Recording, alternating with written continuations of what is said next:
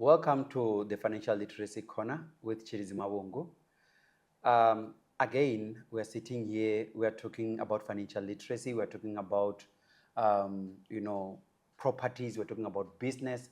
But today I want us to focus on something that is profound, something that talks to you, because for you to be able to survive, for you to be able to be healthy, you need a place to stay. It is a basic need. When you look at basic needs, shelter is one of them. And that is what we're going to be talking about today. But not only shelter for yourself, but shelter for your business, because your business need a place where it can call home. And that is why I want us to talk about that. And when talking about properties, there are different people that we talk about. We talk about estate agents, we talk about conveyancers, we talk about bond originators. Today, I managed to bring a bond originator to the to the podcast. So I want us to welcome Witumelo. Witumelo, how are you? I'm good, thanks, and you? I'm good. Thank you for coming in. I'm glad to be here. Yes, thank you for joining us today. We want to talk to you about what you do. But before talking about what you do, we want to know who Witumelo is. Yeah. As a bond originator, something that a lot of people will need you to explain what it is, because they confuse you. They think you are an estate agent. Yeah. So all the time. Eh? yes. So I want to know, who is Witumelo? Where were you born? Study? Where did you grow up? How did you end up as a bond originator? Yeah. You know, that journey. Yeah. Okay. Yeah, like you said, Witumelo. I was born in Harankua. Harankua. Yes, Yeah. yes. So I am from Northwest, the Kingwanyana Waku Northwest, and growing up, I grew up with my mom, my father, and then we moved to Pretoria with my mom after the passing of my father. Oh, We moved condolences to you. to Pretoria, and I studied go Bunchaupe, you know, Yes. the school Samomahai. Okay. And then I had an opportunity to further my studies. I went to Technicon Pretoria. That's where I studied there. Yes, yes. I did business studies at Technicon Pretoria. After that, I worked for the bank. I started working for... Me too. Yeah, you are a banker, right? Yes. Yes. So I worked for the bank and I moved to Johannesburg. Yes. I came up here to, dig the gold. Yes. And I changed the bank. The bank, I started with another bank. And as I was working, I worked for NetBank, by the way. Yes. And look, I am what I am today because of working working for the them. bank, Yes. working for NetBank, you know. And then I got married. Yes. Yeah, I got a house, family in Johannesburg. Yes. And then that's where I was like, you know what? I love property. I want to go through this route. I want to do something. And because of when I was working at the bank, I worked in a space whereby I was working with bond originators. Oh, bond originators. You know, yes, that's where I started working with bond originators. And I developed that thing, man, of working with properties, assisting our people, knowledge, you know, to give them the knowledge, to educate them more about the property. Then that's when I went this route of bond origination. Yes. Now, like you said, most of the people, they confuse us. They confuse you with estate agents, right? Yes. And most of the time they will be asking, bond originator, what Yes, do you do? what do you do? So as a bond originator, what we do is we work with the banks. Yes. Okay, I'm a finance person. Yes. Okay. Yes. So you look for a property, you get the property. After getting the property, it's either your agent or you come straight to me, or your agent will come to me and say, Witumelo, this person is looking for a property. Are you able to assist? Then I will take the application and send it to different banks. So I work with all the banks in South Africa. Okay. Yes. So there are a lot of people when they buying a property, obviously they'll go online. They will find somebody or maybe an agent and say, please, I want to buy this property. I want to buy this property. And after doing that, this agent comes to you. It's just that we don't know that they come to you. Is that correct? So as a client, most of the time the agent will tell you that I work with a bond originator, and maybe we'll give you a brief of what is a bond originator, you know. And the agent will come to me and say, Bitumelo, look, I've got a client that is looking for a property. There's the client's number. I will make a contact with the client because of first thing is, and I encourage most of the clients, you know, to contact me even if they don't know what house are they looking for, the budget wise, to contact me, because of it's much better for you to go house hunting knowing exactly what you can afford, you know. So going back to your question, most of the agents will come to me and they will say that we've got a client, I've got a client, here's the number for the client, please contact the client. I will contact the client, and the first thing that I'm going to do with the client is to check the credit record. Very important. Remember that we don't want to go out there looking for a property, or as an agent looking for a property for someone that won't even qualify. And most of the people, maybe you had Yes. that one day that you were listed on ITC and you were not aware of that. You know, most of the people, they are listed and they're not aware. They're not aware. So yeah, so it's very important to check first your credit, your credit score, whether your credit score is good enough for you to go and look at for a property, or we need to maybe fix your credit score first. That's when we start educating you as a client to say that, you know what, Mr. Client, your credit record is not looking good. It's because of you are behind with some of your accounts, or you're not paying your accounts on time. Let's try to fix this. Let's give ourselves 3 to 6 months fixing this. So after checking the credit score, if I'm happy with the credit record or the credit score, then we will do what we call affordability assessment. Okay, we do the pre-qualification for a client. We will ask for things like the pay slips, the bank statements, your ID, and we check how much you can qualify. We use the accounts that you pay on the credit record. We use your statements to check the expenses, and we use your pay slips to check your income. And yeah, that will give us more or less how much you can qualify for.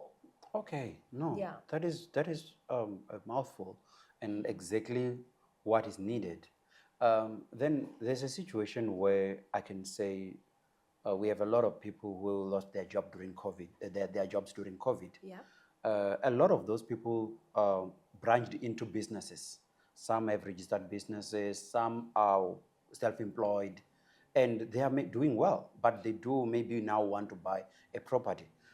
What do you do with a person who comes to you and say, I do make money, I'm self-employed, or I do make money, I run my own business that is registered, I'm the CEO of the company. What do you do with such people? What do you need from them for them to be able to get a property for themselves? So, as a bond origination, remember I told you that it's all about educating people as well. So, you will get a client that will say that I am running my own little business. So, to start with, we have to check if the client has an accountant. It's very Yes. critical, okay, because you cannot run a business without having an accountant. You must have an accountant. So what we'll do is we will advise the clients that we will ask, do you have an accountant? And you'll be shocked that most of the clients don't They have don't have. accountants. They don't have accountants. Yeah, they don't And have sometimes they don't financial. see the importance of having one. Correct. And only when they come to people like you, they start realizing that It's important. it's important. Sometimes you get calls from clients who sitting at SARS saying, but they said I must have an accountant to be able to do this. Yeah. And that's yeah. when they start contacting Yeah. you, or sitting at the bank, things are not looking well, the FICA and everything. That's when they think of an accountant. So in your situation also is the same thing. When It's they the come to same you, thing. you need them to have an accountant Yeah. to assist them. Yeah. So as a self-employed, so if so there are two different types. You can do the application using your names as a self-employed, or you can do the application using the company's name, right? So we're going to need the 2 years. Most of the banks will ask for 2 years financials, full financials, recent managements, 6 months bank statements, business bank statements, 6 months personal bank statements, and your ITA 34. So Why do you need my personal bank statement if I'm applying as a business? if you are applying as a business, remember I said that there are two types. So you can apply using your names, but as a self-employed. So we want to see, or rather the bank want to see if you are paying yourself a salary. Okay, so they're going to use your personal statements and your business bank statements, because we want to see the movement from your business account into your account. Because most of the clients, they will say that, no, I pay myself a salary, but when you check personal statements, there's nothing in the personal statements. So if you pay yourself a salary, where does the money go? So it is important to make sure that you are paying yourself a salary per month. Possibly you can also get a payroll and have a pay slip. Yes. A proper pay slip, because that obviously will make it better for you. So it is important to really be disciplined enough to pay yourself a salary at the end of the month. Because if you look at my bank statement and you look at my business bank statement and they don't communicate, then obviously you are going to have a problem. If I told you that I earn a salary and it doesn't show. It doesn't show. Yes, you need to pay yourself a salary. You got to pay yourself a salary. Yes. A situation where I sell maybe blankets or whatever, and I'm using my personal account. I have not registered a business. I don't have to pay myself a salary. Everything comes straight to my personal account. What do you do in such a You situation? still need an accountant. You still need an accountant, because of the money goes into your account, right? Right? And you don't pay yourself a salary because, I mean, the money goes into your account. But you still need an accountant, because of we want the accountant to tell us how much have you made for the whole year. Remember that the bank wants to borrow you a money, but they want to make sure that you will be able to afford the repayments monthly. So that is why you need the accountant to make you the financial statements. So financial statements are very important. And talking about that, let me tell you that a lot of times we react to these things. Yeah. It's only when now maybe somebody's watching now that they're realizing that they've been running a business maybe for 5 years and they've not filed their returns, they have not done their books. Now that there is an opportunity to buy a property, that is when they're running around. So, which means it's advisable for these people to make sure that their books are in order. Whenever it's needed by people like you, then they are able to provide They that are information. able to provide the information, not to start from the scratch. Not to start from the scratch. Yes. Yeah, you know that you've got an account. Look, you will get some of the clients that they will say, no, I've got my accountants, I've got everything is in order. You don't even wait for 2 days for the documents. You get the documents quickly, because of the clients' books are in order. They know that they're supposed to have the accountants, the financials, the managements, things like that. But you get some of the clients that they will say, I didn't know. And really, you will see that, this client really was not aware. Some, they are aware, but they just decided, no, it's not needed right now. I will see it in a later stage. So, and that is something that is affecting a lot of applications, I'm sure. It does. It does. And it delays the process also. It delays the process, and it affects the application, because of sometimes you will wait for the documents, especially the financials and management account. I guess doing the 2 years financials, it's not something that you can do in a day. So sometimes on the OTP, you'll find out that the client already signed the OTP. OTP is the offer to purchase. Offer to purchase, It's yes. the contract between you and the seller to Yes. say that, you know what, I want to buy, I'm buying your house. So sometimes you'll get that the client already signed the offer to purchase, and on the offer to purchase, it stipulates that we're only giving you 10 working days. 10 working days. And What? Only 10 yeah, working days? we have some offer to purchase that they will say 7 days, some 10 days, some 30 days, you know. And in that 10 days, we're still waiting for the financials, whereas someone else is buying the property, is putting an offer as well for the property that you wanted to buy. So in other words, we are also delaying the seller. The seller could have been could sell this property to somebody else who has all the documents, but we are being delayed because there's an offer to purchase in place, which prevents this person to sell to the next person, because you are supposed to be given a chance, but you are even passing the days that you have been given to come up with something. Yeah. And then it's just that I'm not going to dwell that much on this one because of it's for the estate agents. But the mandates that the clients and the seller and the estate agents they sign, sometimes they will say that it's an open mandate. Open mandate meaning anyone can sell the property, or anyone can sell the property. So just imagine you've got the offer to purchase in your hands, you're waiting for an accountant, you've got your bank statements are as thick as the Bible. The accountant doesn't have time really to do all your financials, 2 years financials in 2 days. So someone is going to buy that property. Somebody's going to buy it, and you lose an opportunity because of not complying, and that is very true. But then there are certain things that in the property space we need to look at. Things like the credit record. You spoke a bit about it. Yeah. Things like the credit record. I go and then get furniture from a shop, and then run away, change my number, maybe give them a wrong address and disappear. And avoid taking calls. Yes, avoid taking calls. And down the line, I see this nice property and I come to you and say to you, I want you to buy this property for me. What do you do in such a situation? Obviously, my credit bureau won't be looking good. Okay, so in that case, look, you need to pay your debts. Okay, so if you've got an account that you are behind with, I'm going to advise you to pay that account.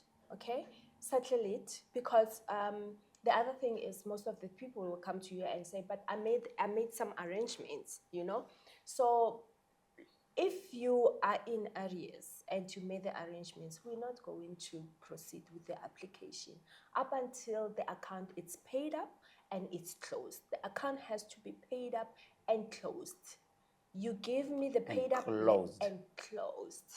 Okay, because some people will say, oh, but my account is paid up. Is it closed?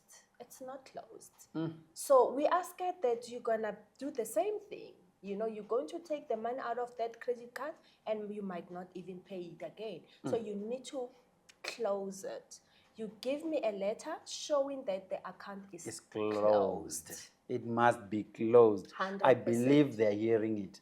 It must be closed, because sometimes we are just doing it for the sake of the bond originator to get you an approval, and then immediately after that you're going back, and going back means it is going to affect your repayment for the bond. Correct. So if it's like that, look, I'm not saying I need people to understand me. I'm not saying once you have done that means the banks will approve you. Some of the banks might re-look into the application and say that, you know what, you are a risk client. Okay, let's share the risk. We're giving you 80% loan to value, meaning we're giving you 80% of the amount that you're looking for. If you're looking for, let's say, 1 million, a house is 1 million rent. The bank might say, we will give you 800,000. Come up with your 200,000. We are scared to give you the full amount. Full amount, yes. Yeah, we are going to give you 80%, come up with a 20%, you know. So And 20% of a million is how much again? it's 200,000. And who has 200,000 lying around? That's the problem. And just because I did not manage my credit record well, I may be needed to get 200,000 somewhere Yeah. to buy that property. Yeah. Yeah. Look, it's not always that it's going to be 20%. Some banks might say 10%. Some banks might say 5%, you know. Even if but it's 5%, it's still a Mutumelo, lot, right? 5% of 1 million is 50,000 it's rands. still a lot because of on top of that 50,000 you need to pay the attorney costs. Remember that when you buy a property, in most cases you will have bond attorneys and you will have transfer attorneys. Okay, so now the bond attorneys, they are instructed by the bank. Transfer attorneys, most of the time they are instructed by the seller. Okay, so let's talk about these people. There's bond attorneys Yeah. and transferring attorneys. Yeah. These are different attorneys, and at the end of the day, somebody must pay them. Who pays these people? You, The buyer. the buyer. Why do I have to pay both? Because they're supposed to represent the seller, and then I'm represented maybe by the one that is representing the bank. Because of the property has to be transferred in your name. So which means because the seller had to do that when he bought his property, Yeah. then I must also do the same the when... same. How do I avoid these people? How do I avoid them? If I don't want to pay these guys, which type of property do I buy? Some of the new developments, you don't pay the costs. Some of the new developments, you don't pay the costs. So if you want to kind of like run away from them, Yes. you can consider maybe the new developments, you know. But most of the clients, they don't like new developments. They will say that, you know what, it's okay, I'll make a plan. But we do encourage clients that after you have been granted by the bank the full bond, please do not go back to the bank and ask for a personal loan. Do not go back to the bank and ask for the credit card or any debt, because of now it's going to change the whole thing. Remember that before the house gets registered, the banks go back and they do their own checks again. So if they do their own checks again and they find out that now your affordability has been compromised, it can be cancelled. So it can my be withdrawn. affordability can be compromised in the application process. When I've been granted, I've been told already that you qualify for this, Yes. and then I go and do more debts. Yes. So which means then I must be I must have some kind of money at the beginning, even if I'm granted 100%. I must have some money to make sure that I pay the attorneys. Yeah, you must have money to make sure that you pay attorneys. Some of the clients will say that, oh, I will make the arrangements with the attorneys and see if I can pay them in 2 months or 3 months. But honestly speaking, you must have money. You know, it doesn't matter how long you're going to pay them, but you must have money. Because remember that the seller is not there to wait for you for 6 months or 12 months, to wait for you to pay 20 rands, 50 rands every day, you know, towards your bond cost. No. No. And then the other thing, all of the banks now, they can assist with attorney fees, all right? There are some exclusions, you know. For an example, you need to be a first-time home buyer. So if it's like you've got maybe multiple, you've bought a house before and you want to buy again now, you're not a first-time home buyer, so you might not get that assistance. And your credit check, your credit record has to be 100%. you know, and the affordability as well must be there. So some of the banks can lend you up to 105, 108%. So which means that extra percentage is to Will cover for the assist you attorney fees the and all these cost. costs Yeah. that I may incur Yeah. in the process, Yeah. which at Look, it least makes might it not be better. 100%. It might Yes. be like 80% of attorney cost, Yes. but it's not a lot. Much better than nothing. Much better than nothing. Much better than nothing. Absolutely. And talking about all these things, now we have a situation where obviously I'm granted and I'm going to get my house.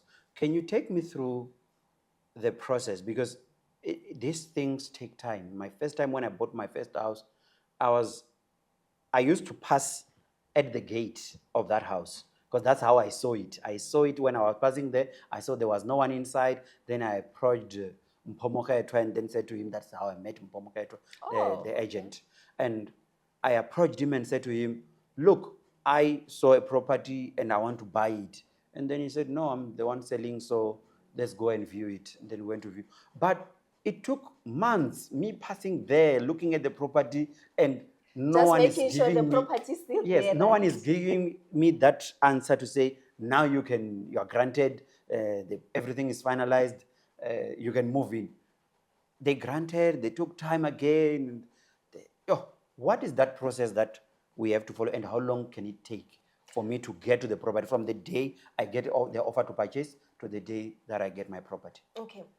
So it can take 6 weeks as long as everything is in order and as long as you've got money. It can take 6 weeks. Okay. Some properties, because of the deceased properties, they might take longer. They're not as quick as other properties. So if it's a deceased property, it might take a bit longer. But honestly speaking, if you've got money and if everything is in order, 6 weeks. 6 weeks. 6 weeks. That is 6 weeks is a month, A month and a and half. 2 weeks, yeah. A month and a half. That is how long it can take. But I see that there are times where it can take longer than that. Is Yeah. it because of paperwork and everything in between? Normally, they would say that it will take 3 months. But I had some properties that were registered in 6 weeks previously, and some take 3 months because of the paperwork. And like I said, sometimes some of the clients do not have funds up front, and I had some properties took like 6 months, 12 months to register. Yeah. Depending Especially on if it's a deceased, yeah. So, which means then I must be careful when I buy, depending on how quick I want that property. If I'm going to buy a deceased estate property, then I must know that it might take longer. It might take longer. It might not be just like a normal sale. No, it might take longer. Because the owner is no longer there. The owner is no longer there. So we need to follow the processes. You follow all the processes. Okay. Yeah, and it's a long journey. Yes, yes. And there may be beneficiaries who are saying, no, you can't sell the property, I want to stay inside. And the other one saying, I want to, I heard that sometimes you can, there are situations where you need to evict people in those properties. Yeah. Apparently, yeah. Yes. So I just want to take you through. So we started with the credit check, right? Then after credit check, we do the affordability assessment. That's where we check the pre-qual. Now I come to you and say, you know what, you might qualify for 2 million, okay? And you say, as a client, you will say, no, I'm looking for 1.5 actually, because I know my pocket. I've got another client that said to me, I know I can qualify for 2 million to me, but I'm looking for 800,000 because I know that sometimes I have burakadi, black tax, right? Yes. So then after you'll go and look for a property. Talk to your agent. I work very well with my agencies and my agents. So you'll go and look for a property. Your agent will help you look for a property. I give the feedback to you and I give the feedback to the agent because of the agent needs to be able to know Yes. the bracket that they're gonna look for the house for you, Once the house is there, once you have identified a house, you signed the OTP, you know, to say that, no, I want to buy, I'm buying this house. The OTP will come to me. I start the process, doing the application. Once the application is submitted to the banks, the SLA, it's like 3 days. Wow. But we can get the response in a day, 2 days. We can. And after I normally wait for all the banks to respond, because of, I think it's only fair, right? You want to see which bank is gonna give you a better interest rate. Interest rate.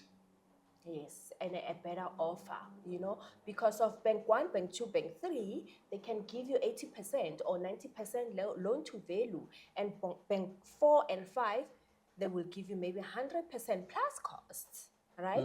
So it's very, very important to, I know some of the clients or even agents will rush and say, no, I'll just sign. But I don't do that. I will tell you as a client, let's wait for all the banks to get back to us so that we can compare and see which one is giving us a better interest rate. Better interest rate, we can go back still and ask for the banks to give us the best, you know.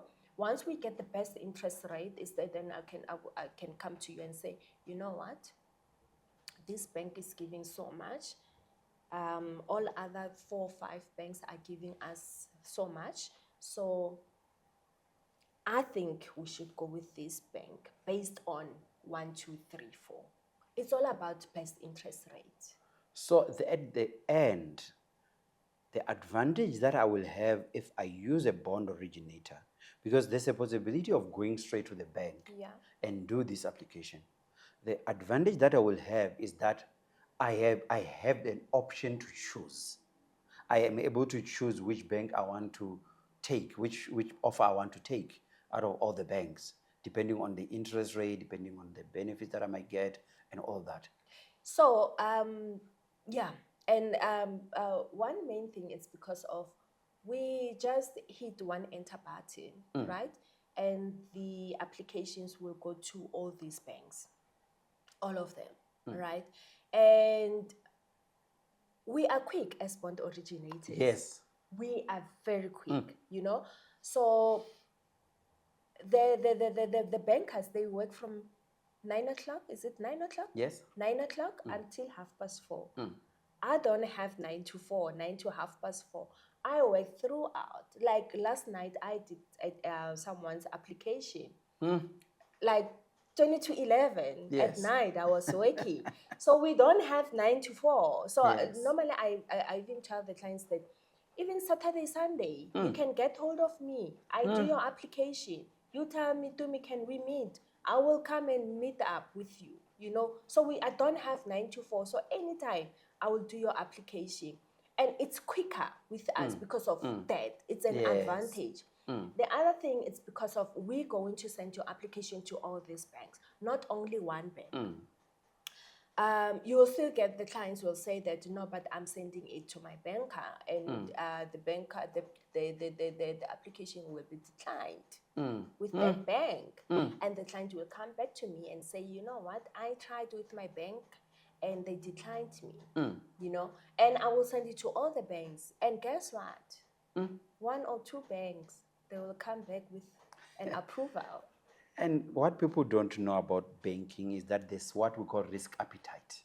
Yes. It depends on when you are doing an application with that bank and the risk appetite they are willing to take at that time. Yeah. Depending on whatever they look at in the banking space, and they look at that, and then that is why you will be like, but why did bank A decline and then bank B approved? It's the risk appetite at the time. Risk appetite at the time. The risk appetite at that time. Yes. So the interest rate, here we go. This bank is giving me maybe a lower interest rate, maybe below prime, and the other bank is giving me above prime rate. So in such a situation, do I have the right to question my bank? Let's say my bank is the one that is expensive. Yeah. Do I have the right to go to my bank or to ask you to go to my bank and tell them that, remember, I bank with you and the bank B is giving me a better rate. Can you reduce yours? So before even it gets there, I will tell you that I have tried with your bank. So when I get the final grant from the bank, and then I see that you bank with Bank A, what I will do is I will go to Bank A, and then I'll tell them that Bank A, this is your main client. Bank B, Bank C, Bank D, they're giving me better interest rate. You giving my client this interest rate, and he is your client, main banked with you. Yes. Please do something. Then if they come back and say there is nothing we can do, we have tried, we have exhausted all the resources, there's nothing we can do. I will tell you as a client that, you know what, I have escalated to your bank, Bank A. I've escalated the rate decrease. I'm motivated. I did everything. They came back to me and they told me that unfortunately we cannot be able to assist. And now that is where I see a lot of, I know I had this bank that I used to bank with. And when we bought the property that we are staying in now, another bank offered us that. And then you know what they said to us? If you bank with us, we can give you, you can also reduce a bit on certain fees and all that. If you are banking with it, your salary is in our bank. And we moved banks just like that. Yeah, why not? Why not? We moved banks. So most of the banks now are doing that. They will say that if you move your account to us, or if you open an account with us and it's a main bank account, we will reduce with maybe 0.25. Yeah. So that is one condition that they can have, because obviously they are also going to be benefiting from your bank charges. They are also going to be able to give you other things that they can give you when you're banking with them. Yeah. And these are some of the advantages that people may not even be aware of. If you're using only one bank, you don't have options. You will go with what that bank gives you, unfortunately. So it is good to come to a bond originator and say, please assist me, Yeah. so that you can see what is happening out there. That is why there's something called dating, eh? I'm not talking the dating, our dating, the African Yeah, yeah. way of dating, where immediately when you get this first girlfriend, that is my dating, and then that's it, and then we're going to get married.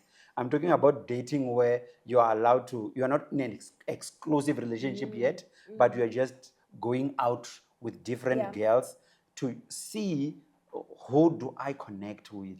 Before you go into all this serious stuff, just lunch to see how do we connect. If we are not, then there's nothing strings attached.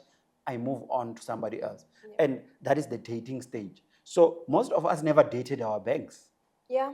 We never dated our banks. We just went in with everything. With And then you everything. realize that no, we're not compatible, but you're already in a marriage situation and getting out is you not went easy. there because of your parents used to bank with Yes. Bank A. So they said, Wanaka, go there. Go there and bank and there. you just went there because of your Yes, parents. and that's it. And from there, you don't see anything else. There are nice flowers out there, but you don't know them because you have never experienced them. Never. And the only time where you're allowed to cheat is when you go to a bond originator and say, please, can you do it on my behalf? Yeah. Then she will be able to go to all these banks banks. and try all of them, whereas you only have your banker. And if you want to go to another bank, it's a whole process of wanting to know who to go to and all those kind of things. But the way to go to them is through a bond originator. Yeah. And now I believe people understand what a bond originator is.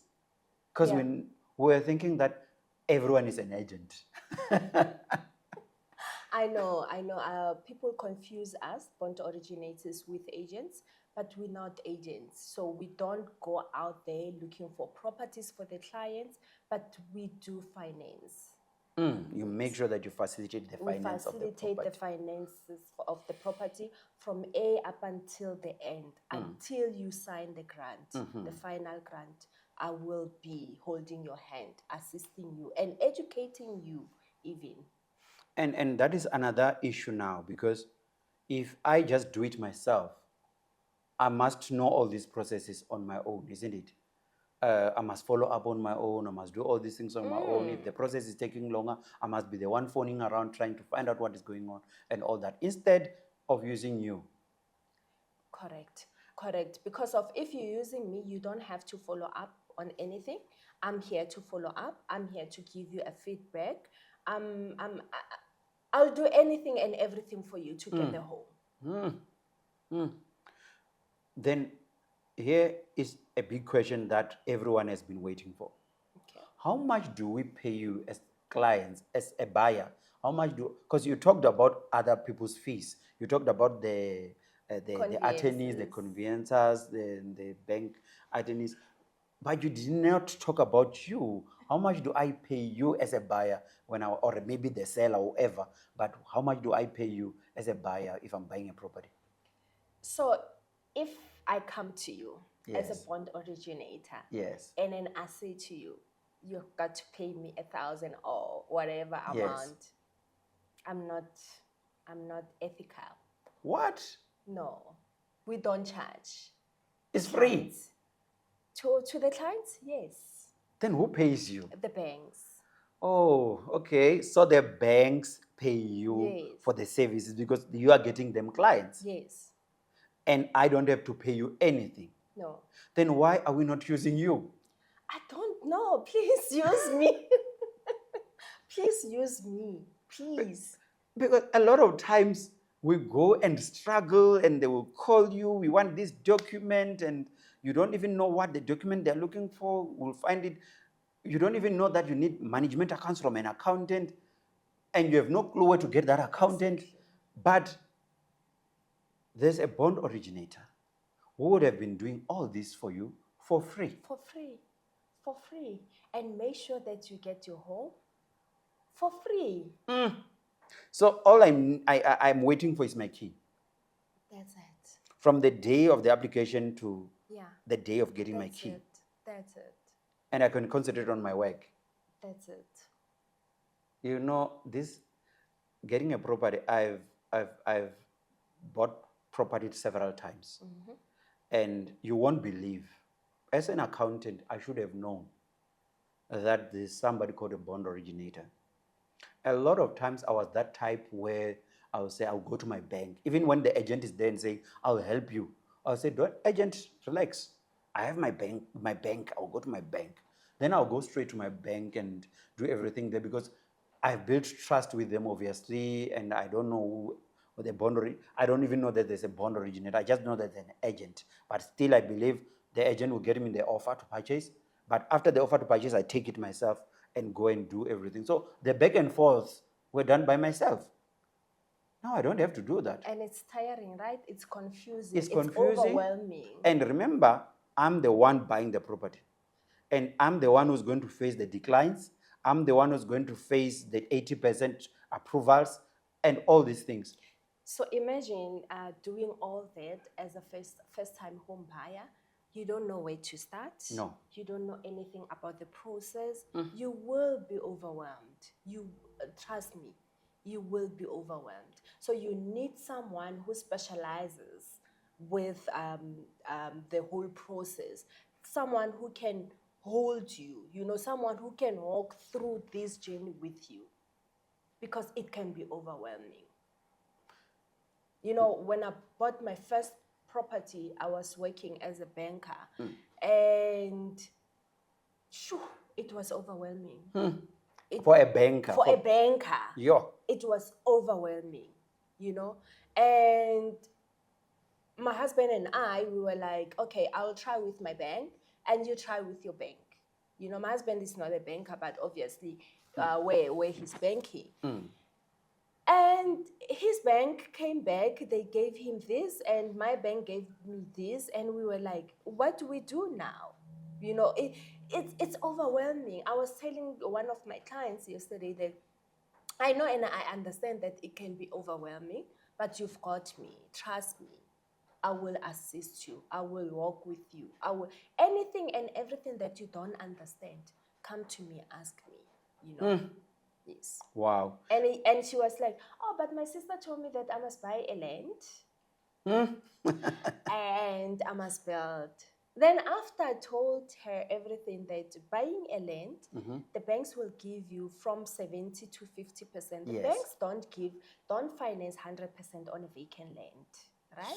So if I go and buy my land, and after buying my own land, and then I go to the bank and say, bank, I need 100% bond to build on my land, I'm not going to get it. You might get it. I might. You might get it. I'm talking about a vacant land. Vacant land, Yeah, yes. an empty stand. You know, you come to me and say, there's a vacant land there. I am buying that land. You know, I will tell you upfront. Do you have a deposit of at least 50%? Yeah, and you might get some of the banks that will say that, you know what, you don't bank with us, therefore we're not even going to entertain you, finance the land, the vacant land. Then what is the best way? Which means if I see a piece of land, before buying it, I must come and talk to you. Come and talk to us. Come and talk to me. We'll see whether I will advise you. You're buying a vacant land for what do you want to build on that land, and how long is it gonna take you to build on that land? You know, if you say that no, I'm buying a vacant land for now, maybe I'll build a house after 5 years. But if you say no, after I want to get a builder and start building, I will ask you why we're not doing it as a package. A land and a building home loan. A building home loan. So it's gonna be a package, right? And then the banks might give you 100% instead of 50% because of the vacant land.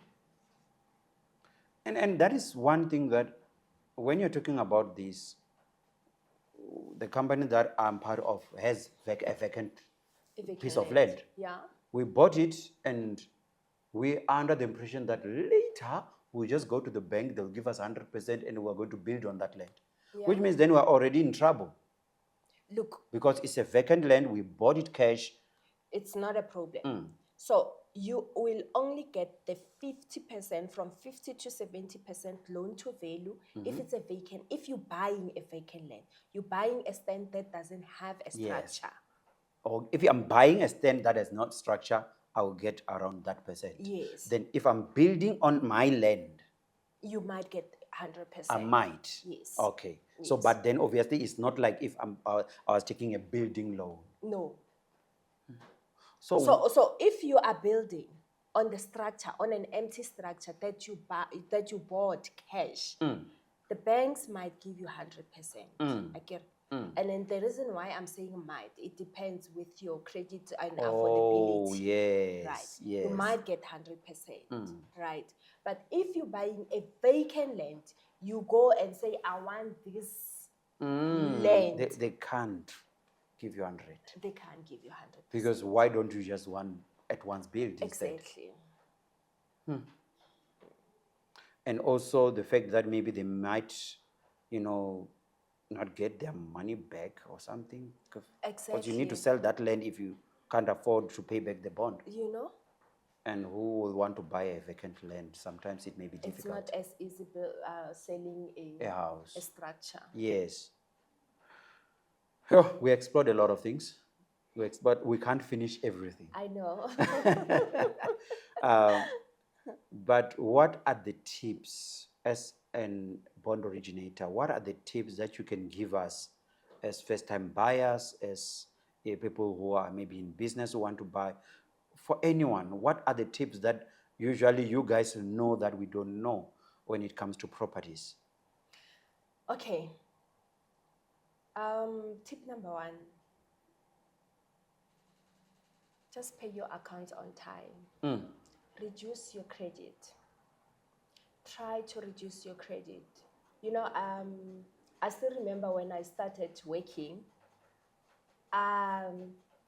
it was exciting me because of each and every store I went to, they gave me credit, you know. I had like Foshini account, Truwords account. Why all these accounts? Do you need them? You know? And when you go to Truwords, they will give me like 20%. I mean 20,000. You can buy for 20,000. Do you need that? So if it's something that you don't need, you have to sit down and ask yourself, do I need this? Or do I want this? Do I want to have There's a this? need And and a a want. want. And if you need it, it's different from if you want Want. it. So if we are, I tell people about FOMO, fear of missing out. Yeah. People have fear of missing out, and it can cost you. So all this time when we are preaching financial literacy, people think that, you know what, this is not applying to me. But until when you want to buy a property, I know people who had to scale down on certain things before they can be able to be approved. Yeah. Sometimes they can even tell you to sell your car, to reduce from a bigger car to a smaller car, Yeah. because they want you to have affordability. They will tell you about debt service ratio, you know, Yes. that you've got too much debt, please, man. Because sometimes you'll get someone that will come to you and say, I want to buy a property. But I bought a car 2 months back, you know. Then you ask a person, how much do you pay for your car? I'm paying close to like 10,000. And you'll be like, that 10,000, it's something that you can buy towards maybe a 1.2 million house. Yes. So, yeah, stay away from debts. Take down your debts. Close the accounts that you don't need. Avoid short-term loans. Short-term loans. Avoid short-term loans. The ones that, you know, you get a message that you can get an instant loan. Those ones, study funny names, we Yes. don't know them. Yes. You know, please avoid them. I know that, you know, sometimes you take them because of the situation. Yes. But they can be bad to your credit score. So avoid them. If you are looking for buying a property, please stay away from them. Stay away from creating debts. Stay away from, reduce your debts, man. Reduce your credit. If you've got that account somewhere, please reduce it. Take it down. You know, if you've got a credit card of 50,000 and you know that you're not going to need this 50,000, Yes. take it down. Reduce it. Wow. And that on its own talks to discipline when it comes to money. Yes. I can't get everything that I want, Yeah. but I can get what I need. What I need. And what I need is a property. Before everything else, I need a place to stay. You need a place to stay. Absolutely. You need, you know what? You need to know what you need. Yes. You need to know what you need. There are people who buy properties just to invest in properties for rental purposes. Can they come to you? Yes, they can come to me. We've got people who have rentals, right?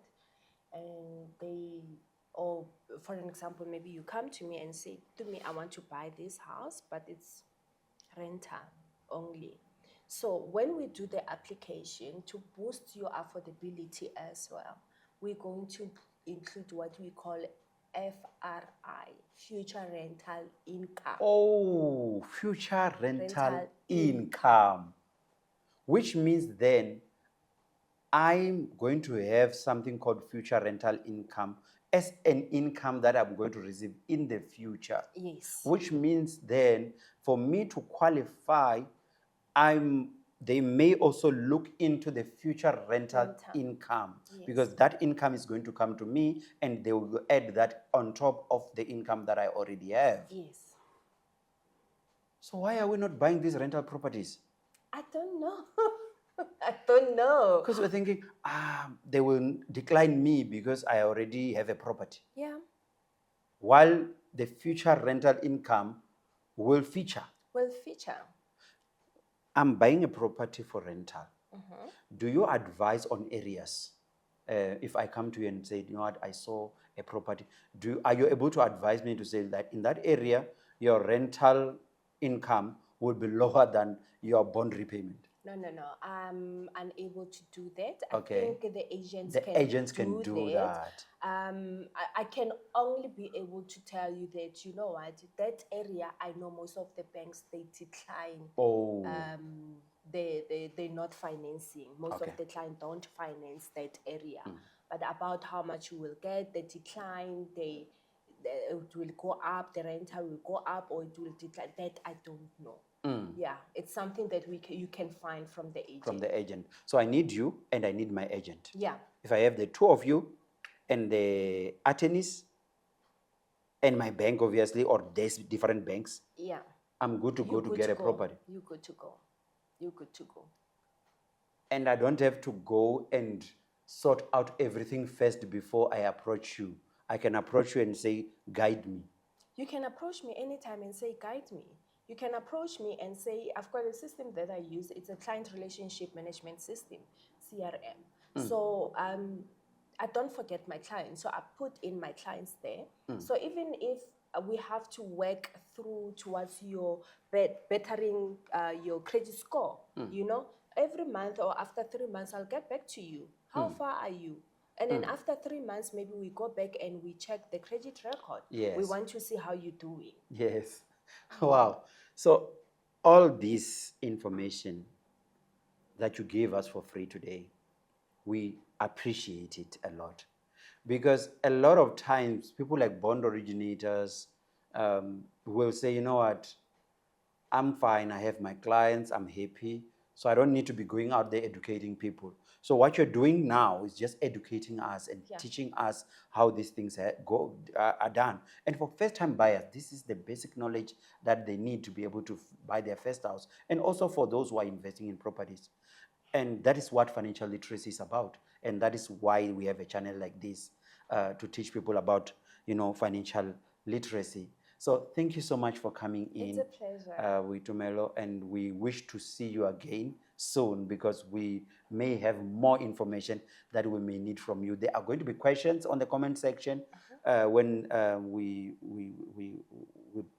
broadcast this, and those people will want to know who you are, we want to know where to find you and all that. So we need more information on that.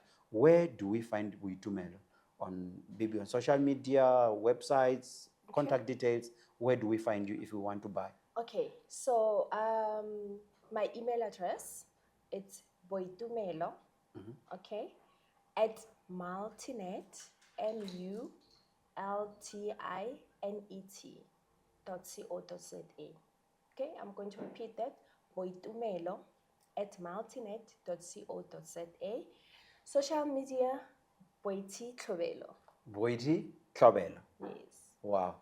Then you can just search Boiti Tlobelo and they will find you. You will find me. Thank you so much. We really appreciate you. It's a pleasure. Thank you so much. Thank you. If you want your money to stop disappearing like airtime, hit subscribe on our YouTube channel for more financial literacy tips.